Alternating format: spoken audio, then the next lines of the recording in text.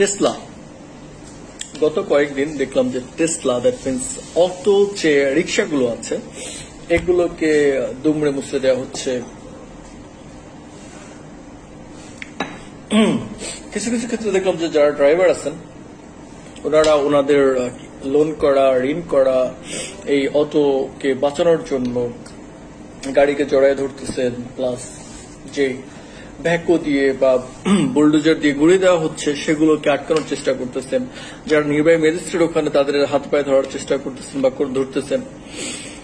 তারপর আমরা কি বলে, যেহেতু এটা রিস্কি ফর আস, রাস্তাগুলোকে অনেক বেশি ঝামেলা যুক্ত করে ফেলে, রিক্সি করে ফেলে, অ্যাক্সিডেন্ট প্রবণতা বেশি, এই জন্য এটাকে শেষ করতেছি। বাট আমার পয়েন্ট যে পয়েন্ট আমি ফোকাস করতে চাচ্ছি সেটা হচ্ছে, আমরা যদি সাপোজ এরকম 1000, 2000, 5000 অটো ধ্বংস করে দেই, তাহলে কি আসলে অটো ধ্বংস মানে নিঃশেষ হয়ে যাবে বাংলাদেশ থেকে? এই অটোগুলোর জন্য মেইন হচ্ছে ব্যাটারি দরকার হয়, যেটা চার্জেবল ব্যাটারি, যেটা ইম্পোর্ট করতে হয়, যেটা বাংলাদেশে উৎপাদন হয় না।